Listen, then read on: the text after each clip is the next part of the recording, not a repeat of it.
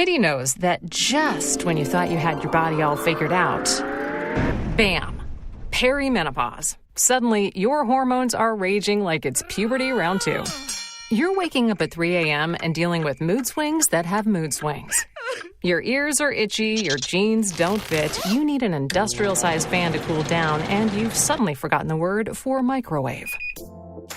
Most women in perimenopause don't know that they are, even though it can last for 10 years. They also don't realize that most of their symptoms are treatable. That's why we built MIDI Health. MIDI is a company built by women who've been through it. Our menopause experts actually listen and treat the real symptoms you're feeling. Your symptoms aren't just common, they're treatable. Schedule a visit with a menopause specialist at MIDI. Visit joinmidi.com. Specialist-led care, virtual visits, insurance eligible. Midlife needs MIDI. Results may vary. Medications prescribed only if clinically appropriate based on a consultation with a clinician. Insurance coverage varies. Check with your plan for coverage. Oxygen, oxygen, oxygen, oxygen. We need it, we need it, we need it. Oxygen, oxygen. It's why we breathe, it's why we breathe.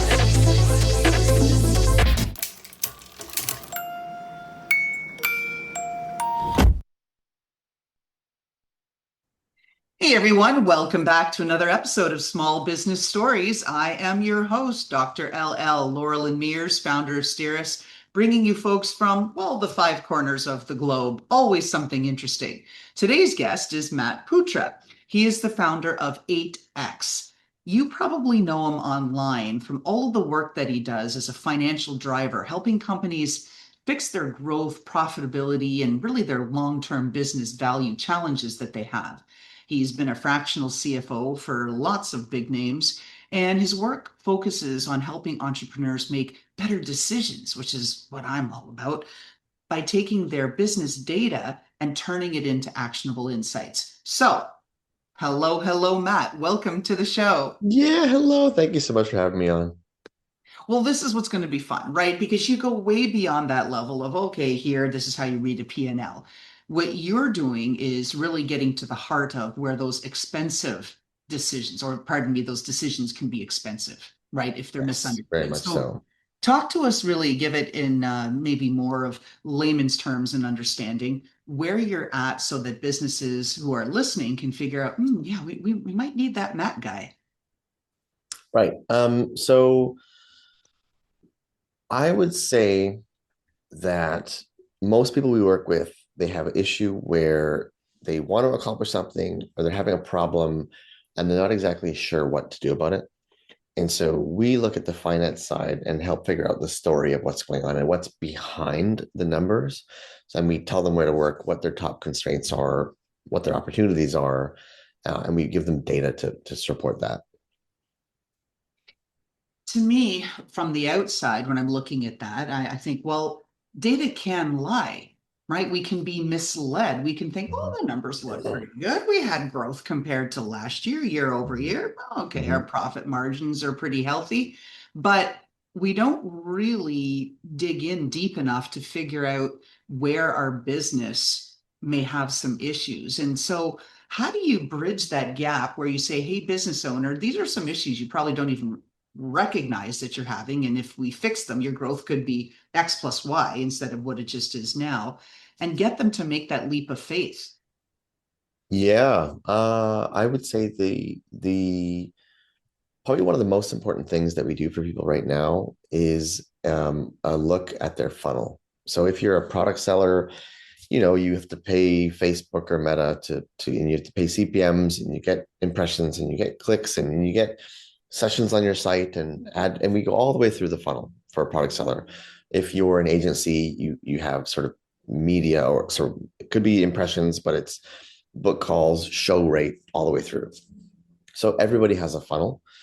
And one of the things that we do that others don't is we always have a view of what the funnel is doing at any given time.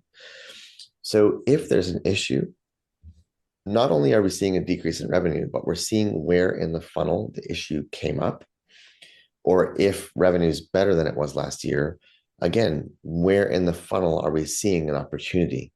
And so what we can do then is help people direct their investment to a very specific point that's the highest ROI point in their funnel to deploy resources against.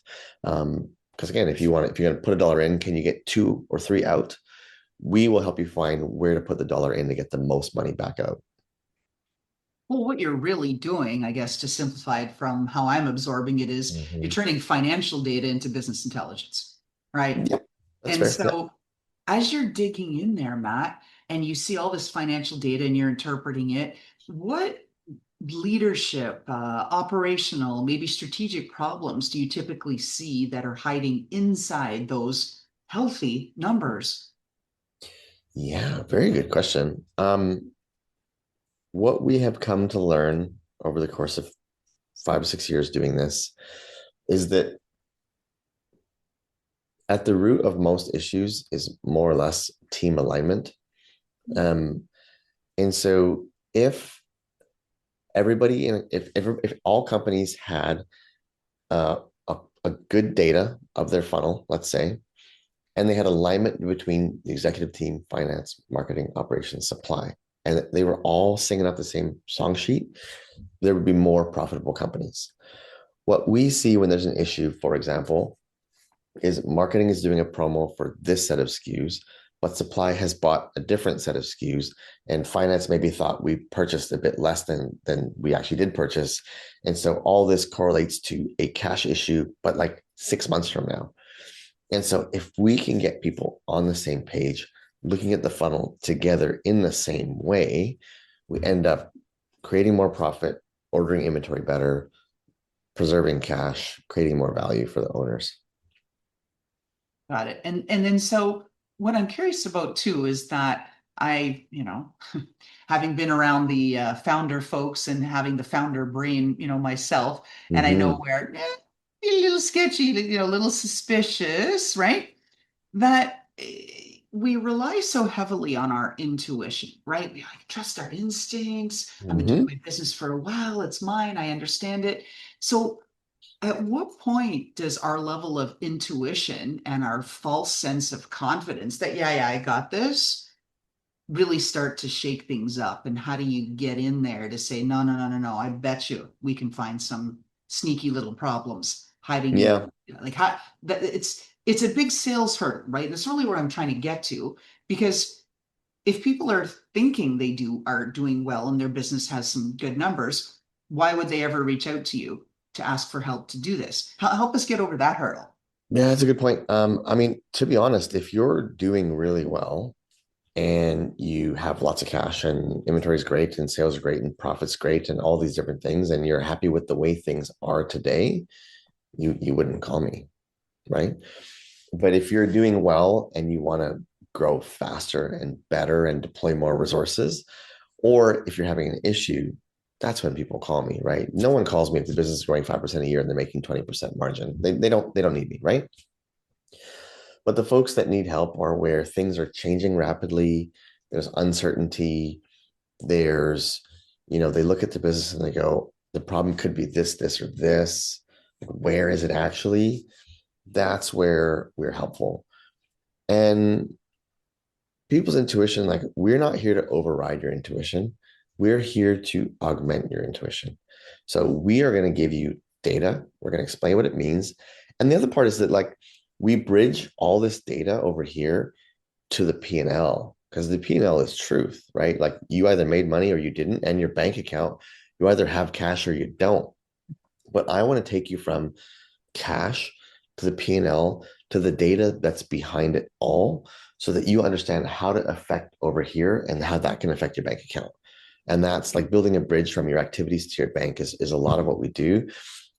But we never replace someone's intuition. Like, your intuition got you to where you are today, which is incredible, right? For you and for all the business owners. So we can't ask you to turn that off. All we can do is give you more to work with. How big of a role does ego play in all this? More specifically, right? Founders really Yeah. become emotionally attached. This is my baby, right? And you said there's a lot of operational dysfunction you see at the level of team collaboration, team communication, I'm Hmm. assuming all those sorts of aspects. Hmm. So how can you work with those founders who are really stuck on ego and maybe even being distracted by their ego that it's so strong and they're so married to what they've done that they are thwarting their own ability Yeah. to grow into a Yeah. stronger company? Like to me, that's a tough nut to crack. Yeah. Um, it's maybe a selection bias, but people that come to me typically have either done enough work or had enough issues that they know they don't know everything, right? Because otherwise, why would you come to me?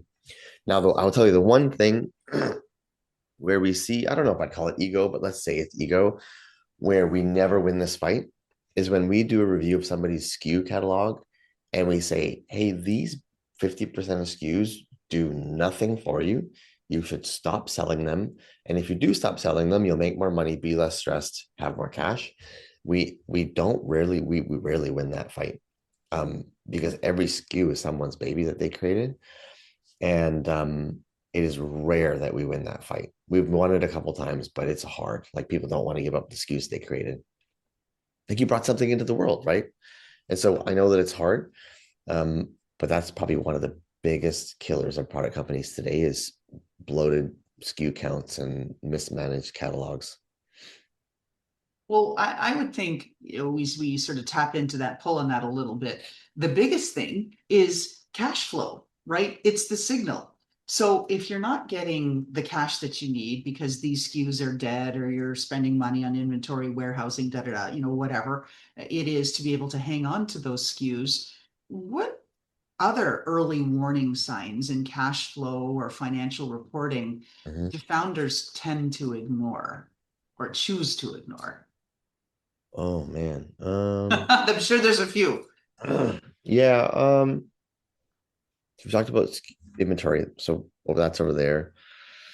Early warning signs and cash issues. I mean, fixed costs is a big one. I talk about this. I mean, I've talked about this for years. I still talk about it now. Like people are better than they were 5 years ago, but I still see a lot of fixed costs being added when you don't need it, or people being added. That's happening less now with AI. Um, I would say, you know what, an emerging issue is people under advertising because everybody learned to be efficient with advertising, over the last number of years. And now what I see most commonly is underinvestment in marketing and an unwillingness to spend money that you can't immediately track directly to a conversion. And those things, they strongly correlate to decreased cash flows in a future period. Um, that's actually, yeah, between inventory and that is probably the two biggest issues that I see out there today. And I can understand that as a marketeer and that myself. Yeah, I look at the ROI that you're getting, the cost of Google ads, pay per click, Instagram, the totally. blockers that are out there to stop your ad. And if you're a business account on Instagram or TikTok, how the algorithm, right, all mysterious that it is hiding you in favor of showing creators on personal accounts and these kinds of things. So I can see why people are saying, yeah, like marketing's just become stupid expensive. And what am I getting from it? Mhm. It's hard to measure. Really, really is It's in a lot of cases. it is, but if you think about, and my argument for top of funnel, like untrackable spend, it feels like you're throwing it into the wind. My argument is that, we know now that for the average product business, if it's very expensive, you need like 11 to 15 touches of a customer before they'll consider buying you. Now, if you only run direct conversion ads, every touch point is very expensive. If you run ads for like awareness and like sort of softer objectives, you can have the first 8 touch points happen at a lower cost. And then the remaining 8 touch points happen at the original DR cost. And so like logically it makes sense.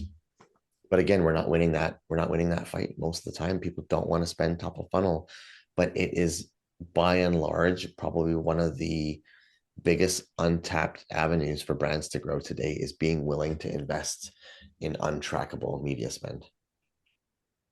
I would agree with you that the need is there because you look at on an average day, 3.4 billion Instagram accounts are active. Yeah. 2.4 million books are self-published on Amazon per year. There are 3.2 million podcasts, right? This is one of them. And we thank all of our listeners for making it grow really, really quickly. But Mm-hmm. how do you stand out? Right? You have to pay a fortune. Not all of us can afford 7 million for a 10-second Super Bowl ad. Yep. Well, how do you stand out? I mean, again, so we're getting near the edge of my expertise, but I do marketing now for ourselves as well. And I learned this from a guy named Rev Laughlin, he's in Bali. And he, for a service business like mine, how do you stand out in a crowd of ads where everyone's all talking head ads going, hey, does your business suck? Well, I can fix it. You know what I mean? So what we do now is I go on my screen and I show them, hey, if you have this problem, this is exactly how I would fix this problem for you. And if you want my template, give me your email and I'll give you my template. And so my ads have been getting very great responses because I'm just solving people's problems and I'm not really even asking for anything. Now the asks come later on in the funnel, Sure. but I can earn their trust by giving away value for free. And this is something that Alex Hormozy says, and this guy named Rev, he's my marketer now, learned it again from him, and it's been working awesome. With this method, we've had 3 of 4 months this year have been best months ever for us. Again, a lot of credit goes to Rev on that. Excellent. But that is what it's about. I'm going to solve your problem, not sell you something. Exactly. Right? Yeah, Because exactly. that's why we open our wallets, Yeah, right? Yeah, 100%. exactly. So to that end, how do you get founders to start shifting, right? They're focused on these short-term wins and chasing that versus understanding, like you said, you got to do marketing, click, I mean, not click, invest in the top of the funnel, right? Where it's untracked, unmeasured to just start to build that because that will build long-term enterprise value. Why is it so hard for founders to make that shift? Um, so what all founders understand is their bank account. Okay. They almost all understand revenue and less revenue, but like then a little bit less, but almost all understand like like gross margin. So revenue less exactly direct costs attributable to revenue. So products or like the people delivering a service. What There's a big drop off after that to how hiring and software and marketing and office interact with your cash flow. And what most consultants do most of the time is they don't build enough of the bridge from the thing that a founder understands very, very well, revenue and cash, all the way through the rest of the decisions they have to make.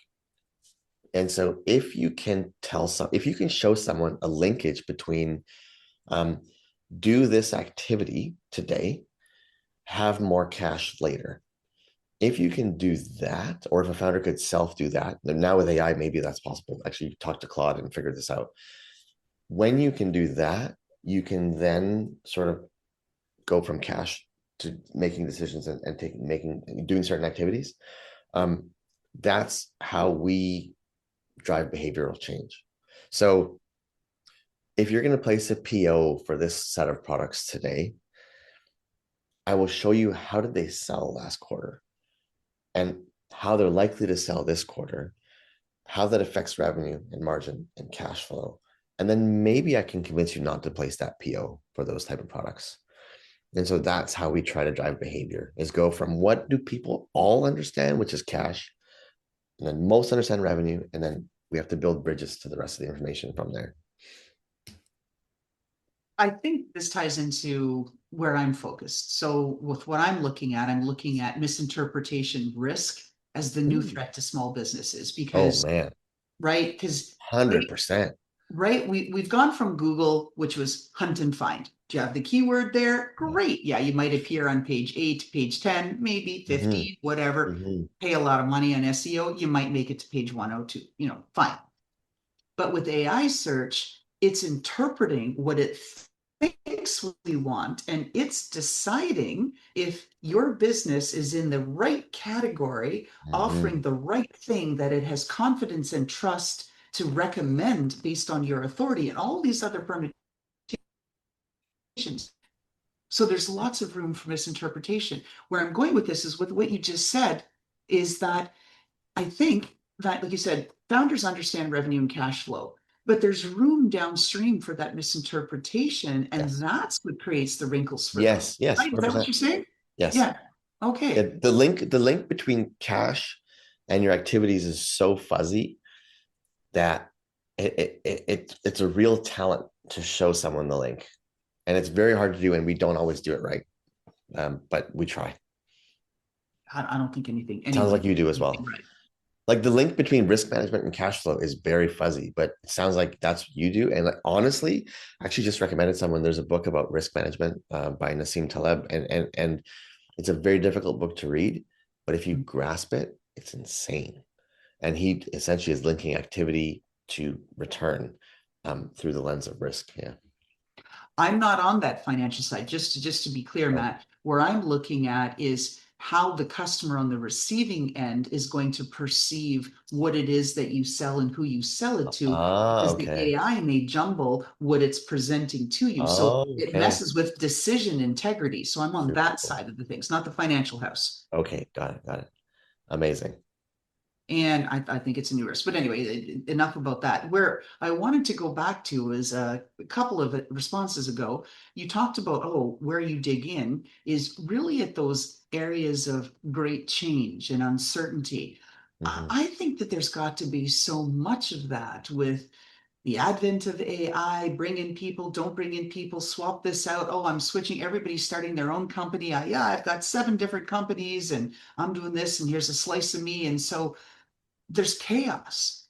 So how are you guys planning at Eightx to be able to get in there and get ahead of that wave where there's just so much change and just chaos? What do you guys? Yeah, well, I heard my a little partners and rumor there was I, something coming. yeah, of course. My partners and I are sort of we're launching a new brand very shortly. It's called Putra and Co. So it's advisory consulting. And where we specialize is financial leadership for companies that are in transition moments. Mm. So, are you selling? Do you need help working with the buyer who might be aggressive? And how do you manage that with them? Are you buying something? Did someone on the executive team have a maternity leave, or did they quit suddenly? Um, is your loan in jeopardy with the bank? Like, these are moments where my partners and I will step in, sort of help you sort of calm the seas and work with external parties to get you where you want to go past this transition moment. And what we've learned is we're very, very good at these specific moments. And so we're setting up a bit of a new brand, a new sort of firm to work on that. I think that's terrific because I think that's where all of the stories and everything disconnects, right? You've got some perturbation, something changed, Exactly. and then it's how we react to it. Most people scramble. That's why they need PR firms, they need crisis firms, they Yeah. need temporary staff, interim CEO, this, that, to try to bring stability to the organization, let alone try to figure out, okay, now with that new wrinkle, how do we grow going forward?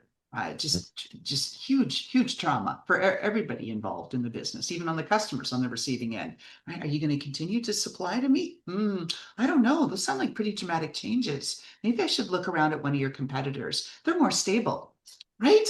Exactly. Yeah, exactly. Exactly. Yeah. And Yeah.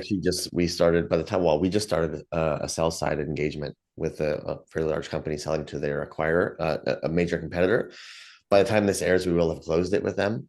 But again, they were in litigation, and they were fighting over trademarks and all these different things. And so this is where we're stepping in and assisting the current CFO that's in place. We're just working alongside them, taking the load off, helping him bring stability to the rest of the business while we fight a bit of a fire in the unstable side of the business. So Got it. All right. Now, Matt, where can people find you, Eightx, Putra and Co. that's coming out, your new offer? where can they learn more about you? I know you've got a big presence online, but let's tell our listeners where they can find you. Sure. The two easiest places are LinkedIn. If you look for Matt Putra, I'm there.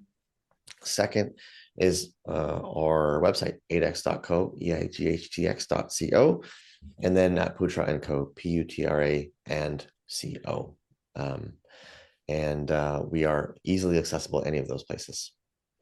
Excellent. Now, signature question of the show. Probably Yes. the most important, most difficult question you've ever been asked, Matt. Are you ready for it? You ready? I don't know. I don't know. Here we go. If we got to peek into your closet and there was some footwear in there, boots, shoes, whatever it is, that personified you, Matt Putra, what are we looking at and why do those, whatever the footwear, boots, whatever, represent who you are? That is such a fun question. And they are my soccer boots, soccer cleats. I love playing soccer. I'm a licensed coach. I coach two of my kids. I've been coaching for 7 years, 8 years. And I hope to coach when I retire full time. I'll coach full time when I retire. And I'm just obsessed with sport, sort of. Yeah. Oh, excellent. I get it. I played soccer for a long time Oh, until cool. my body said, "You're not doing that anymore, honey. You're old now." Okay. Yes. I'm Yes, fighting yes. that battle. I have an ankle sprain that I've been fighting with for 6 months. So Yeah, it hurts. Everything just hurts more. You get totally. into your 30s and you're like, you work for it. You get into your 40s and you're like, no, no, Yeah, I no. just turned 40 and it's been a bit of a battle to play soccer. Yeah. Wait till you're 50. Yeah, it really starts to hurt. 100%. And you're going to be all set for the World Cup. We've got it here in New Jersey, the World FIFA Cup, Oh July my 19th. gosh. Yes, we're in Vancouver, Canada. We're going to Egypt versus New Zealand. Bit of an odd mix, but we get to see Mo Salah and Marmoush play, which I'm very excited about. It is a bit of a dream to fly over for the final. That's going to be very expensive, so I don't know if we're going to do that. Yeah, it sounds crazy. Just even the public transportation on New Jersey Transit, on the buses and Yeah. on the trains, it's one way is $150 to just get to them. Whoa, hang on. Yeah, yeah, it's crazy. It's just crazy. Nuts. Okay. Yeah. But anyway, you're out in Vancouver. You've got some lovely things out there. So Yes. with that, Matt, thank you so much for being on the show and sharing some insights really behind the mindset of what's going on with founders at the financial level. And I think it was a lot more interesting to get into that stuff than here's some books, here's some things, look for these That's numbers. great. And but anyway, I certainly enjoyed the conversation and appreciate you being here and hope all of our listeners really got something of value out of this. Thank you so much, Lauren. This was great. And how about that fantastic intro by Touch Circle?